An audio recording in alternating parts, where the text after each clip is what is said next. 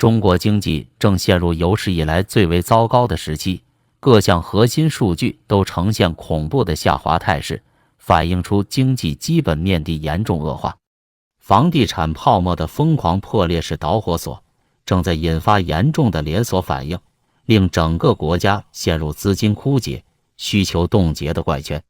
统计数据直指房价狂泻。最新公布的官方数据令人震惊。2023年4月，中国新建住宅平均售价曾创下每平方米 1.2469 万元的历史高点，但仅仅10个月后的2024年前2个月，这一数字已经直线坠毁至9653元，较高点大跌 22.6%。这等于说，如果按照常规 30% 的首付比例，购房者在1年不到的时间内，头期房款就已经完全打了水漂。遭殃最惨重的要数一线热点城市。北京新房从去年12月开始就狂掉不止，较4月高点已泻落 24%。南京二手房今年2月同比更是狂砸 19%。前车可鉴，2015年楼市大调整时，房价最高曾回撤 49%。如今一些城市房价已经开始逼近那一历史低点。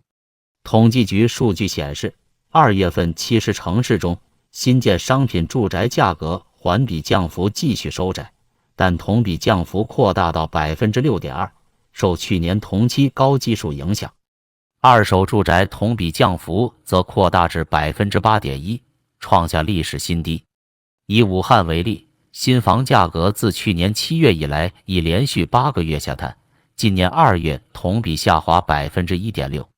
二手房狂泻更甚，自去年5月至今已连续10个月下跌，2月同比大跌 7.6%。从环比数据来看，武汉新房大户型降价幅度高达 0.6%， 二手房中户型更是暴跌 1.9%。在多数投资者眼里，房地产向来被视为保值增值的硬通货，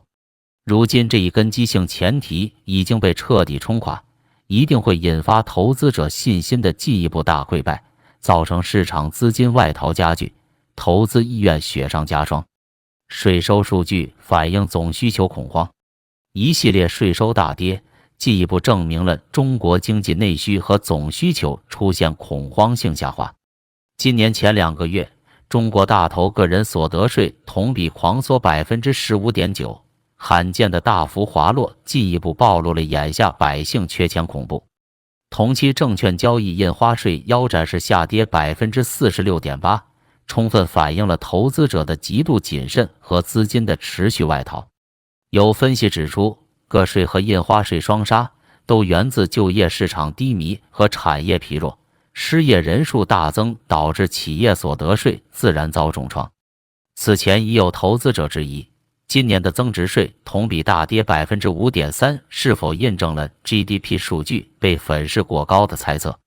更为糟糕的是，中国地方财政主要靠土地出让收入维持运转，一旦烂尾楼盘四起，商品房销量滑坡，将直接导致财政收入骤减，引发更加严重的连锁反应。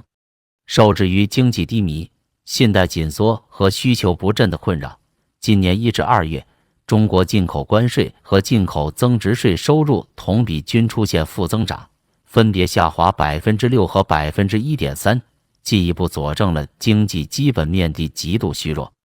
而 5.3% 的国内增值税下滑，也可能意味着 GDP 数据被高估。有分析指出，过去统计数字存在被粉饰的嫌疑，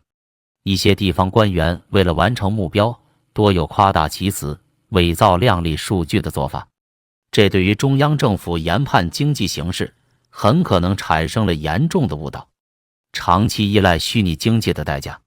从上述惨淡数字不难看出，当前中国国内遭遇着空前的需求和信心双重危机，无论投资还是消费，资金都在外逃和冻结，导致经济陷入低水平的恶性循环，进退两难。而造成这一切的罪魁祸首，正是多年累积下来的房地产泡沫，以及对于实体经济的漠视和扼杀。中国长期以来片面追捧虚拟经济，鼓吹地产导向型发展模式，无疑在长期内彻底榨干了国内实体经济和民众的实际购买力。历史验证，当实体经济一旦成为空壳，所依赖的金融和地产等虚拟经济也必将土崩瓦解，迎来最后的清算期。此前数据虚高也是其中一环，即便短期所谓数字造假带来了刺激和补偿效应，但终将在接下来的大起大落中殃及整体社会。在这个过程中，中国收入分配差距加剧，财富缩水，民生凋敝已经是不争的事实。近2年来，房价一路走低，相当部分民众财富已经蒸发，这无疑将加剧社会矛盾，引发动荡和重大动力危机。刺激政策救场力不从心，因此，面对如此危机重重，中国政府无疑四处求援，拼力反扑，从房地产到投资再到财政，均祭出大刀阔斧的举措。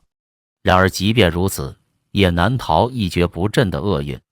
比如在房地产方面，最新数据反映出政府一系列刺激措施，如放松地方债限制、直接向开发商注资纾困等，虽然暂时企稳了契税、房产税等相关税种收入的下滑，但泰山压顶的局面根本未改。专家指出，这种特殊融资鼓励政策虽然暂时遏制了房价下跌过快，但无法扭转整体下行大势。一旦涨了，说明还没跌到底。收购需求越弱，房价跌得越凶。事实上，中国房地产存量债务高企，平均开发周期5至7年，今年是很多尾盘项目的关键年。一旦新旧房源同时入市，过剩供给将极度恶化现金流状况，直接让已经相当疲软的开发商雪上加霜，继而引发一轮不计萎缩和连环拖累。根据央行数据，房地产贷款增速已连续数月负增长，反映着银行极度谨慎，资金持续外逃。在资产泡沫彻底破裂的严重预期下，举步维艰的投资者信心和需求很难恢复如初。这一度也完全解释了为何证券交易印花税在今年遭腰斩。当前的低利率、低通胀环境本身也很难吸引市场资金流入寻求价值增值。过去吹嘘的虚拟增长如履薄冰，整个大盘股市或将陷入无底洞般的下行深渊。失去了资产增值预期，各方面的资金自然将持续被抽离和冻结。可见，中国经济的颓势可谓困兽犹斗，各种救场举措虽然暂时获得喘息，但根子问题远未解决，阵痛仍将持续。更有观点认为，到目前这一阶段，局面已经超越了普通的经济周期调整，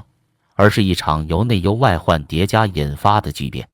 这种巨大变局的特点是动荡风险的持续升级和外延扩散，那股之旱可谓积重难返。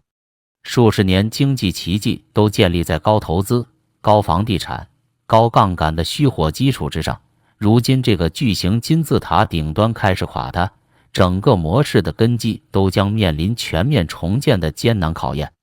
这无疑需要漫长的调整时间和巨大的社会代价。在此过程中，收入分配矛盾会进一步恶化，贫富悬殊将被拉大，甚至可能引发一定的动乱升级。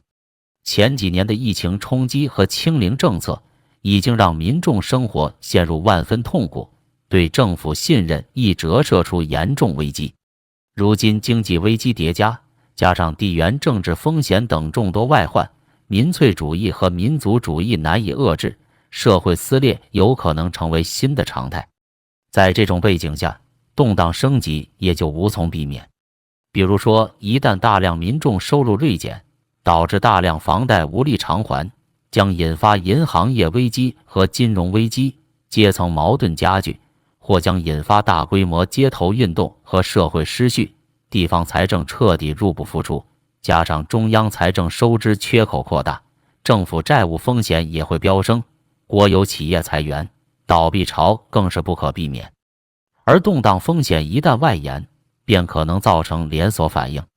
比如违约风险升级会让企业生存艰难，资金进一步外流，民怨情绪高涨，会令消费萎缩，信心降低，社会失序将进一步加剧各方资金外流，导致投资和经济活动陷入冰封。